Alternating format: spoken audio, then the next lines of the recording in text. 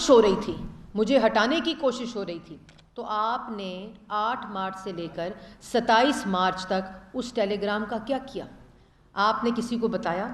آپ نے foreign office, بلکہ اس میں ایمبیسڈر نے لکھا ہے، اس سائفر کے اندر ایمبیسڈر نے یہ بات لکھی ہے کہ ڈیمارش کرنا چاہیے، آپ نے وہ بھی نہیں کیا۔ اس میں یہ لکھا ہے کہ یونائٹڈ اسٹیٹس کی حکومت سے پوچھنا چاہیے کہ کیا یہ ان کی گورنمنٹ پالیسی ہے، آپ نے وہ بھی نہیں کیا۔ تو 8 مارچ سے 27 مارچ کا جو دن ہے، اس وقت آپ کیا کرتے رہے اس ٹیلی گرام کے ساتھ؟ ہاں، جس وقت ایم کیو ایم اور اتحادی آپ کو چھوڑ کے چلے گئے، باپ پارٹی چھوڑ کے چلی گئی، مینگل صاحب کو چھوڑ کے چلے گئے، آپ کے اپنے 21 اراکین آپ کو چھوڑ کر چلے گئے، اس وقت آپ کو یاد آیا کہ 27 مارچ کو کاغذ لہراؤ اسلام آباد کے جلسے میں۔ اور اس کے بعد 8 مارچ سے 27 مارچ تک جو شخص آپ کو دھمکی دے رہا تھا، جو آپ کے مطابق سازش کر رہا تھا، جو آپ کے مطابق مداخلت کر رہا تھا، 16 مارچ کو آپ نے یو ایس کی ایمبیسی میں اس شخص کو کی نوٹ سپیکر بلایا ویمنس ڈے کے اوپر۔ کیوں؟ وہ تو آپ کے خلاف سازش کر رہا تھا۔ اور جب کوئی ملک سازش کرتا ہے تو آپ کو دعوت نامہ دیتا ہے کہ آئیں میں آپ کو بتاؤں کہ میں آپ کے خلاف سازش کر رہا ہوں۔ اور اس کے بعد آپ نے جو سب سے امپورٹنٹ بات ہے کہ آپ نے، آپ کے جو فارن منسٹر ہیں انہوں نے 21 مارچ کو جو انڈر سیکرٹری ہیں ان کو پاکستان آنے کی دعوت دی، وہ ملک جو آپ کو دھمکی دے رہا تھا، جو مداخلت کر رہا تھا، جو آپ کے مطابق ریجیم چینج میں اپوزیشن کے ساتھ پیسے کھا رہا تھا، ان کی انڈر سیکرٹری کو آپ نے انویٹیشن دے کے پاکستان بلایا، او آئی سی کے سائیڈ لائنز پہ آپ نے میٹنگ کی، اس کے اوپر ٹویٹ کی کہ ہماری بڑی اچھی میٹنگ ہوئی ہے اور ہم آگے پروگریسو پاکستان اور بائی لیٹرل ریلیشن شپس اور پاکستان کی ترقی کے لیے اکٹھے کام کریں گے۔ اس ملک کے ساتھ جو آپ کو دھمکی دے رہا ہے، جو آپ کی رجیم چینج کر رہا ہے، کس کو بے وقوف بنا رہے ہیں؟ پاکستان کی عوام کو پاگل سمجھا ہوا ہے۔ اور پھر نیشنل سیکیورٹی کمیٹی کی کل میٹنگ میں وہ ایمبیسڈر صاحب جنہوں نے وہ سائفر لکھی تھی، انہوں نے یہ بات بولی ہے کہ اس میں کسی قسم کا کوئی سازش کا شائبہ تک نہیں ہے۔ انہوں نے یہ بات بریفنگ دی نیشنل سیکیورٹی کمیٹی کو، اور اس میں یہ تفصیلی طور پر بتایا کہ اس میں کسی قسم کی کوئی سازش کی چیز نہیں ہے۔ آپ جب آئے تھے اور آپ نے کہا تھا کہ مودی الیکشن جیت جائے گا تو کشمیر کا جو مسئلہ ہے وہ حل ہو جائے گا، تو کیا آپ ہندوستان کے الیکشنز میں مداخلت کر رہے تھے؟ آپ مودی کی حکومت کو بچانے کے لیے ان کے کیمپین مینیجر بنے ہوئے تھے جب آپ نے یہ بیان دیا تھا؟ کیا آپ ہندوستان کے الیکشنز کے اندر انٹرفیئر کر رہے تھے جب آپ نے پارلیمنٹ کے اندر کھڑے ہو کر یہ بیان دیا تھا کہ اگر مودی جیت جائے تو کشمیر کا مسئلہ حل ہو جائے گا، اور اس کے بعد، اس کے چند مہینے کے بعد آپ نے کشمیر فروشی کی اور کشمیر کو مودی کے حوالے کیا؟ تو اس کا یہ مطلب ہے کہ آپ ان کی مداخلت میں اور اس کی سازش میں ملے ہوئے تھے؟ کیا یہ بات درست ہے؟ کیونکہ یہ آپ کا اپنا بیان ہے۔ اور تیسری بات، الیکشن کمیشن استعفیٰ کیوں دے؟ کیونکہ 30 دن میں آپ کی $70 لاکھ کا جو منی لانڈرنگ ہے اس کا فیصلہ دینا ہے الیکشن کمیشن نے، اور جو آپ کے فیصلے کے ساتھ یا آپ کو سوال نہ کرے، جو آپ کے اوپر انکوائری کرے، آپ سے سوال پوچھے، آپ کی انویسٹیگیشن کرے، وہ استعفیٰ دے دے۔ جو اپوزیشن آپ سے بات کرے، آپ کے پاس جواب نہ ہو تو آپ ان کو سزائے موت کی چکیوں میں ڈالیں، ان کو گرفتار کریں، ان کی زبان بندی کریں، اور جو ادارہ آپ سے سوال کرے، 8 سال ہو گئے ہیں فورن فنڈنگ کو، جس میں آپ نے اکاؤنٹس کو ڈکلیئر نہ کرتے ہوئے غیر ملکیوں سے پیسے لیے، جو ثابت ہو گیا ہے۔ آپ نے اپنے ذاتی ملازمین، اپنے پاکستان تحریک انصاف کی سیکریٹریٹ کے ملازمین کے اکاؤنٹس میں پیسے منگا کر منی لانڈرنگ کی۔ آپ نے الیکشن کمیشن میں اکاؤنٹس کو ڈکلیئر نہیں کیا۔ نیشنل ڈیزاسٹر کے اوپر آپ نے پاکستانیوں سے پیسے کھائے، وہ ڈکلیئر نہیں کیا۔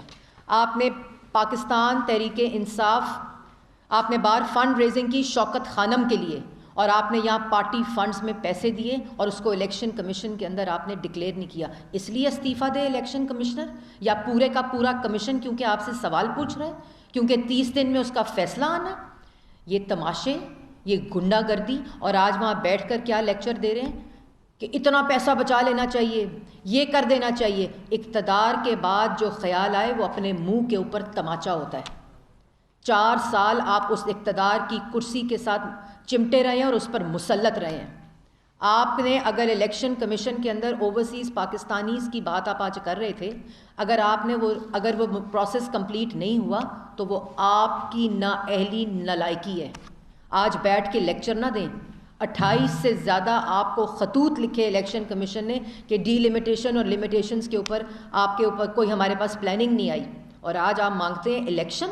اگر آپ نے الیکشن کرانا ہوتا، یہ الیکشن تو آپ کو آج یاد آیا نا، اور یہ بیرون ملک سازش آپ کو آج یاد آ رہی ہے، تو جس وقت آپ حکومت میں تھے، جس وقت آپ وزیر اعظم کی کرسی پر مسلط تھے، کیوں نہیں الیکشن مانگا؟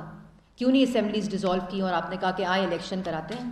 اس وقت آپ کو یہ خیال تھا کہ شاید اتحادی آپ کو چھوڑ کے نہ جائیں، آپ کو یہ خیال تھا کہ شاید آپ کے اپنے لوگ آپ کو چھوڑ کے نہ جائیں۔ اس لیے یہ باتیں، یہ تماشے، یہ دھمکیاں، یہ جھوٹ، یہ منافقت، اس کو بند کریں۔ پاکستان کی عوام آپ کی اصلیت جانتی ہے۔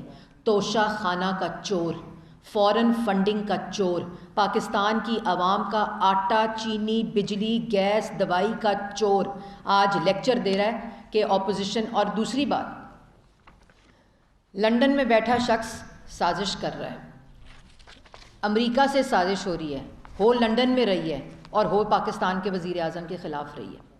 یہ اللہ تعالیٰ کے کام ہے عمران خان صاحب، کہ جس کو -1 کرنے آپ چلے تھے، آج آپ خود مان رہے ہیں کہ پاکستان کی سیاست کا محور میاں محمد نواز شریف ہے۔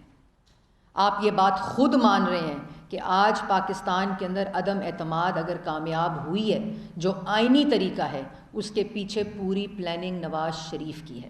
تو یہ آج جیت ہے محمد نواز شریف کے بیانیے کی کہ ووٹ کے ذریعے پاکستان کے منتخب نمائندے کو آنا اور جانا چاہیے۔ اور آپ اتنے بدقسمت شخص ہیں کہ پاکستان کی تاریخ میں اگر کوئی پارلیمان میں عدم اعتماد کے ذریعے پاکستان کی عوام نے مسترد کیا ہے تو اس کا نام عمران خان ہے، کیونکہ عوام کو پتہ ہے کہ عمران خان ایک جھوٹا شخص ہے، ایک چور شخص ہے، ایک منافق شخص ہے، یہاں تک کہ پاکستان کے بیت المال میں ڈاکہ ڈالا اور یوں کاغذ لہرا لہرا کے یہ بتاتے ہیں کیا 650 ارب کی پاکستان کے عوام کی دوائی چوری کی، جو پاکستان کی عوام آج انسولن اور شوگر اور کینسر کی دوائیاں خرید رہے ہیں، وہ خرید نہیں سکتے۔ کتنے مریض مر گئے ہیں کیونکہ ان کے پاس دوائی خریدنے کے پیسے نہیں تھے۔ آپ نے عوام کی دوائیوں پہ ڈاکہ ڈالنا، آپ نے کووڈ فنڈ کے اوپر ڈاکہ ڈالا، جس کا جواب آپ نہیں دیتے، اسی ڈٹائی سے جس سے کہتے ہو کہ میرا تحفہ میری مرضی۔ جو تمہاری بات نہ سنے، جو تمہاری دھمکی میں نہ آئے، جو تمہاری غنڈہ گردی میں نہ آئے، اس کو کہتے ہو استعفیٰ دو۔ کیوں استعفیٰ دو؟ اب آپ مسترد ہو چکے ہیں، اب انتظار صرف اس بات کا ہے کہ پاکستان سے فرار کب حاصل کریں گے۔ اور اس طرح کی جو دھمکیاں ہیں، وہ یہ جو سازشوں والی باتیں، یہ پاکستان کی عوام کو بیوقوف بنانے کی ضرورت نہیں ہے، کیونکہ نیشنل سیکیورٹی کمیٹی کا جو کل اعلانیہ آیا ہے، اس کے بعد آپ کا سازش کا جو بیانیہ ہے وہ دفن ہو چکا ہے۔ آؤ گے نا ادھر اسلام آباد تو یہاں آپ سے پوچھے جائیں گے سوال کہ توشہ خانہ کے پیسے کدھر گئے، گھڑیاں کدھر گئیں۔ آپ سے سوال پوچھا جائے گا جو آٹے کی سمری پہ اور چینی کی سمری پہ دستخط کیے تھے، جس کی وجہ سے غریب مائیں بہنیں 1 کلو چینی کے لیے انگوٹھا لگا کر رمضان کے مہینے میں کھڑی رہیں۔ یہ سوال پوچھے جائیں گے، اس کا جواب لے کر آنا۔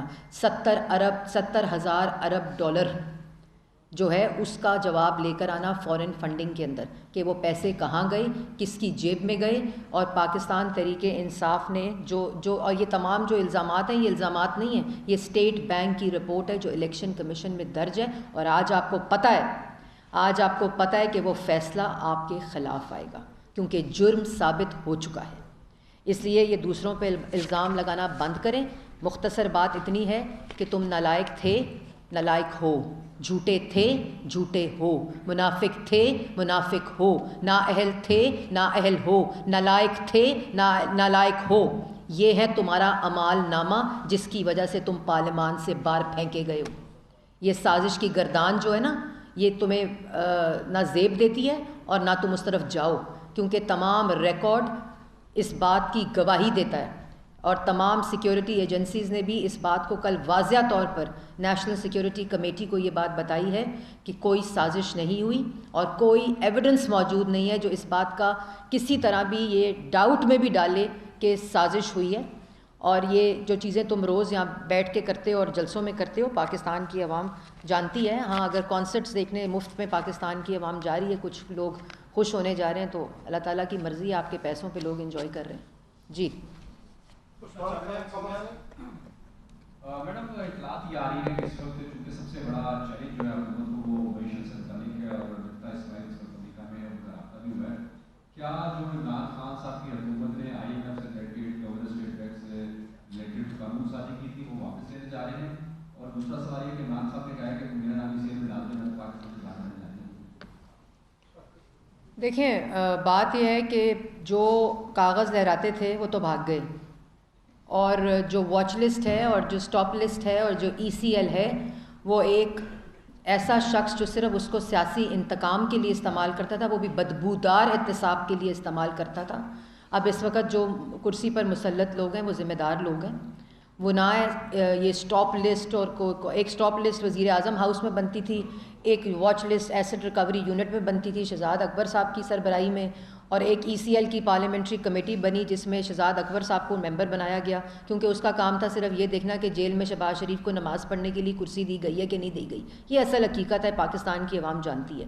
اور اس کے بعد جو ECL پہ ان تمام لوگوں کے نام آئیں گے, ان تمام لوگوں کے نام آئیں گے اور وہ پکڑے جائیں گے جو پنجاب میں تانیاتی اور تقرریاں بھی پیسوں سے بانٹتے رہے, جو پنجاب میں ریڑھی والے کو بھی نہیں چھوڑا, ان سے بھی کمیشن کھاتے رہے. کوئی پٹواری ہو جن کا نام فرا گجر ہے اور جن کو کہتے ہیں, اس کے پاس تو کوئی عہدہ نہیں تھا, کیونکہ وہ آپ کی فرنٹ مین کا عہدہ رکھتی تھی. جو فرنٹ مین ہوتے ہیں ان کے پاس عہدہ نہیں ہوتا, جو فرنٹ پرسنز ہوتے ہیں ان کے پاس عہدے نہیں ہوتے, وہ رکھے ہوتے ہیں. جیسے وفاق میں ایک ٹاؤٹ رکھا ہوا تھا آپ نے جن کا نام شہزاد اکبر ہے, اور پنجاب میں ایک خاتون رکھی ہوئی تھیں جن کا نام فرا گجر ہے. سوری معذرت میں کرنا چاہتی ہوں کیونکہ مجھے گجر فیملی سے فون آیا تھا کل کہ ان خاتون کے ساتھ ہمارا نام نہ لیں. تو فرا صاحبہ جو ہیں وہ پنجاب میں تھیں, جو آپ کی فرنٹ مین تھیں, ان کے پاس عہدہ ہونا ضروری نہیں تھا. ان سب کے نام ECL پہ آئیں گے. اور جو یہ تمام ڈاکے ڈال کر گئے ہیں پاکستان کی عوام کے آٹا چینی بجلی گیس دوائی میں جو